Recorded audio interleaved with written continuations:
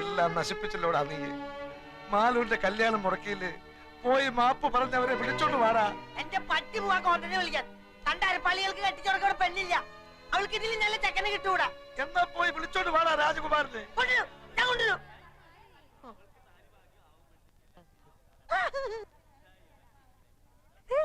രാജകുമാര,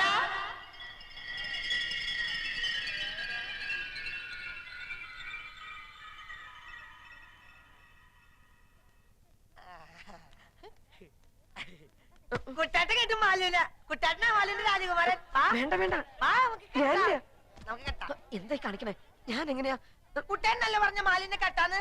കുട്ടാട്ട അങ്ങനെ പറഞ്ഞോണ്ടല്ലേ ഞാൻ ആ ചെക്കന്റെ തന്തട മോന്തക്കിട്ട് രണ്ടും പൊട്ടിച്ചേ. എന്നിട്ട് കുട്ടാട്ട വാക്ക് പറ. വാ, കുട്ടാട്ടൻ വന്നില്ലേ ഞങ്ങളുടെ അമ്മായി ചത്തു കൂട്ടോ. വാ കുട്ടേട്ട വരാൻ.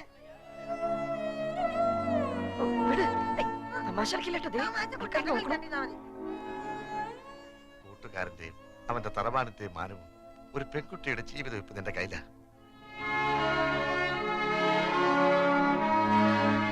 വിധി അതാന്ന് വെച്ചാ അങ്ങനെ തന്നെ നടക്കട്ടെ. മണ്ഡപത്തിലേക്ക് കയറിയ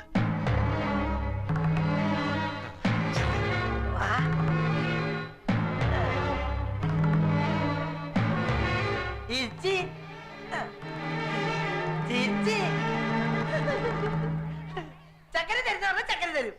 ഒന്ന് ഇറങ്ങി നിൽക്കടാ അങ്ങോട്ട്. കല്യാണം എന്നുണ്ടാവും ചേട്ടാ. കേട്ടി ഞാൻ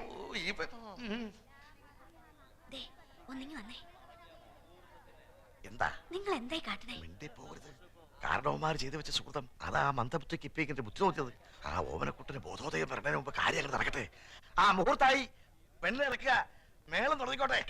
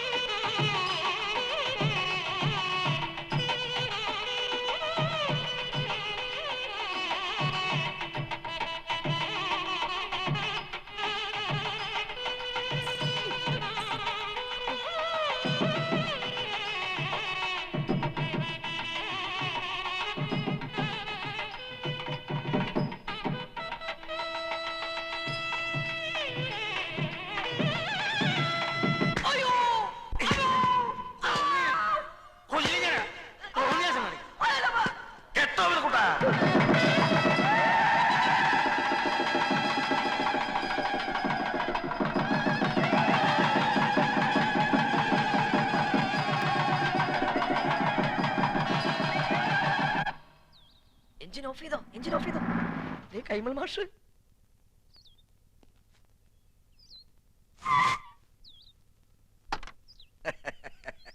നമസ്കാരം.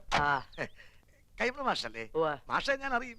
കൈമൾ മാഷ് തന്നെ. പക്ഷെ മാഷ ഞാൻ അറിയില്ലോ. അറിയാൻ വഴിയില്ല. അത്രക്ക് അറിയപ്പെടുന്ന ആളൊന്നുമല്ല ഞാൻ. പക്ഷെ ഇനി അറിയും. അറിഞ്ഞാ പിന്നെ മറക്കേ ഇല്ല. ഈ ചുറ്റുവട്ടത്ത് ഇങ്ങനൊരു കല്യാണം നടന്ന അറിവില്ല. വഴിതെറ്റി വന്നാ? വഴിയൊന്നും തെറ്റിയിട്ടില്ല. നേർവഴിക്ക് തന്നെയാ വന്നത്. പുളിക്കത്തറവാട്ടിലാ കല്യാണം നടന്നത്. ആഹാ, എത്തിയോ വാനരന്മാര്? എന്റെ ജാമ്യത്തിലാ നമ്പീശൻ ഓമനക്കുട്ടനെ കല്യാണം കൂടാൻ വിട്ടത്. എവിടെ അവൻ? കാറിന്റെ മുൻസീറ്റിലുണ്ട്. ഞാനിവിടെ ഉണ്ട്. നീ എന്താടാ ഇവിടെ ഇരിക്കണേ? മാഷെ, ഒരു പ്രത്യേക സാഹചര്യത്തിൽ എനിക്ക് ഈ പെൺകുട്ടിയെ കല്യാണം കഴിക്കേണ്ടി വന്നു.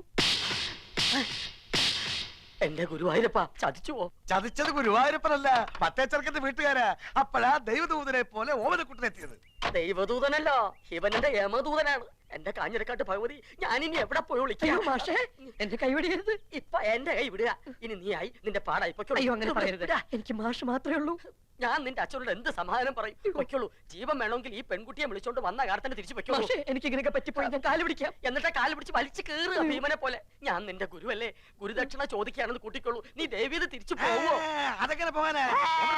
അച്ഛനും അമ്മയും എവിടെ വെച്ചാ വിളിക്ക്. അരിയും പൂവ് എറിഞ്ഞ് മുഹൂർത്തം കഴിയുന്നതിന് മുമ്പ് പെണ്ണിനെ അകത്തേക്ക് കേട്ടാ പറയും. ഒന്ന് ഇറങ്ങി പോണോ? അരിയും പൂവും കൊണ്ടല്ല നമ്പീശൻ തന്നെ എറിയാൻ പോണത്. അയ്യോ അച്ഛൻ, അയ്യോ, ഇനിയുള്ള എന്റെ ജീവിതം മാഷിന്റെ മിടുക്ക് പോലെ ഇരിക്കും. അച്ഛൻ മൂത്രം വെച്ചിട്ട് വരാം. വേഗം വാ, എനിക്ക് പോണം. എന്താ ചെയ്യാ? നമസ്കാരം. നമസ്കാരം. ആരൊക്കെ വിരുന്നുകാര്? വിരുന്നുകാരല്ല, കല്യാണക്കാരാ. ഞാൻ തീരെ പ്രതീക്ഷിച്ചില്ല കേട്ടോ. എവിടെ ഉള്ളവരാ? ഞങ്ങൾ ഈ വീട്ടുകാരാകാൻ പോവുക അല്ല? പക്ഷേ അതെ, ഇവിടെന്ന് വെച്ചാ? അല്ല, ഇവിടെയൊക്കെ തന്നെ. നമ്മുടെയൊക്കെ പരിസരത്ത് ഏ, ഇങ്ങനെ അതാ ഞാൻ തന്നോട് ചോദിച്ചേ ഈ പരിസരത്താരാ ഇങ്ങനെ രഹസ്യമായിട്ട് കല്യാണം അയ്യോ, രഹസ്യമായിട്ടല്ല പരസ്യമായിട്ട് ഈ കുഞ്ഞിരാവിനെ നടത്തിയത് നല്ല അന്തസ്സായിട്ട്. സംശയമുണ്ട് ചെക്കലോട് ചോദിച്ചു നോക്ക്. ചെക്കനോടുള്ള അല്ല ചെക്കൻ ഈ പരിസരത്തൊക്കെ ഉള്ളത് തന്നെ ഈ പരിസരത്ത് വെച്ചാ ഇനി വന്നേ അതെ കാലമൊക്കെ മാറിയിരിക്കണം നമ്പീശ. ആ. കലികാല ഇപ്പൊ അതുകൊണ്ട് കഴിഞ്ഞത് കഴിഞ്ഞു എന്ന് വിചാരിച്ച് നമ്പീശം വേണം ആശ്വസിപ്പിക്കാൻ. ആ, ഒരു വാക്ക് തന്നെ നേരത്തെ ഒന്ന് പറയണ്ടോ? അല്ലാതെ എന്ത് വേണം ചെയ്യാറുണ്ട് നമുക്ക്? പറയാനുള്ള സന്ദർഭം കിട്ടിയില്ല, വളരെ പെട്ടെന്നായിരുന്നു. ആ, അത് ശരി. അതെ നല്ല ബുദ്ധിയുണ്ടെന്ന് ആലോചിക്കുക. ആ.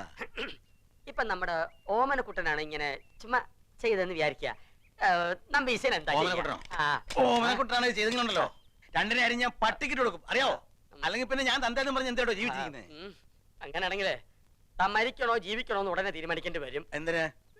ഇത് ഓമനക്കുട്ടൻ കല്യാണം കഴിച്ചുകൊണ്ടിരിക്കുന്ന പെട്ട കുട്ടന്റെ അച്ഛ കല്യാണം മുടങ്ങി നാട്ടുകാരുടെ മുമ്പില് കൂട്ടുകാരന്റെ തറവാടിന്റെ മാനം കിടന്ന ഘട്ടത്തിലാണ് ഓമനക്കുട്ടൻ മാലുവിന്റെ കഴുത്തിൽ താലി കെട്ടിയത്. വീട് ഏതാണെന്ന് വെച്ചാൽ അവരെ അനുഗ്രഹിച്ച് അകത്ത് കയറ്റിയാട്ടെ. മിണ്ടിപ്പോരുത്. തോന്നിയാസം കഴിഞ്ഞിട്ട് ഒരുമാതിരി അടിച്ച് കല്യാണം കൂടെ വന്ന ചെക്കന്റെ തല പെണ്ണിനെ കെട്ടിവെച്ചിട്ട് കുടുംബ മഹിമ പറയുന്നോ? ഇപ്പൊ ഈ നിമിഷമാണ് ഇവിടുന്ന് തന്റെ പെടനെ കൊണ്ട് എന്ന് പറഞ്ഞാൽ എങ്ങനെ? അവൻ പുറ കൊടുത്ത പെണ്ണായത്. അവൻ കെട്ടിയ താലിയായി കഴുത്തെ കിടക്കുന്നത്. ആരോട് ചോദിച്ചോടോ കെട്ടിച്ചത്? അവൻ അനാഥ ചെക്കനാന്ന് വിചാരിച്ചോ? അവനെ കുറിച്ച് എനിക്ക് എന്തറിയാം? +2 പഠിക്കുന്ന ചെക്കനെ സംഭവിക്കാനുള്ളതൊക്കെ സംഭവിച്ചിട്ട് ഇപ്പൊ നമുക്ക് എന്ത് ചെയ്യാൻ പറ്റും? ആ പെൺകുട്ടിയെ അകത്ത് വിളിച്ചു കൊണ്ടുപോവുക. താനും മേടിക്കാടി. താൻ ഒറ്റ ഒരുത്തം കാണാൻ ഇതൊക്കെ ഉണ്ടായത്. ഇതിനെന്താ ചെയ്യാൻ പോകുന്നതെന്ന് കാണിച്ചുതരാം. തന്നെ തന്നെ തറവാട്ടുകാരെ മുഴുവൻ ഞാൻ കോടതി കയറ്റും. പിന്നെ എന്റെ മോൻ കെട്ടി താലി അത് ഞാൻ കോടതി വെച്ച് അഴിപ്പിച്ചിരിക്കും.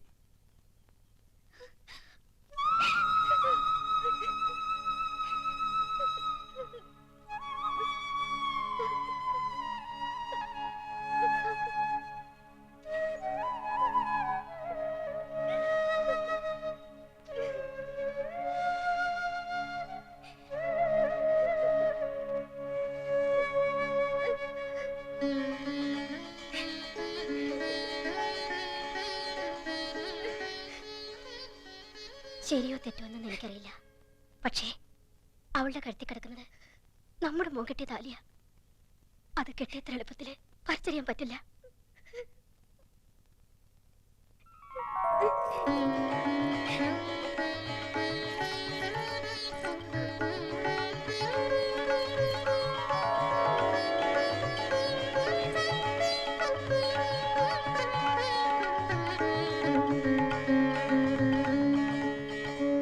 എങ്ങോട്ടാ?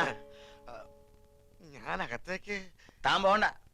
ഇനി ഈ ബന്ധത്തിന്റെ പേരും പറഞ്ഞ് താനോ തന്റെ തറവാട്ടിൽ ആരെങ്കിലും ഈ പടി ചവിട്ടി അരിഞ്ഞു കളഞ്ഞൻ. വിഷമിക്കണ്ട. എനിക്ക് സന്തോഷായി മാഷെ. കുറച്ച് മനപ്രയാസം ഉണ്ടായെങ്കിലും അവക്ക് ഭാഗ്യം ഉണ്ടായല്ലോ. മതി. എനിക്ക് എന്നാണാവോ ഇങ്ങനൊരു ഭാഗ്യം ഉണ്ടാവുക?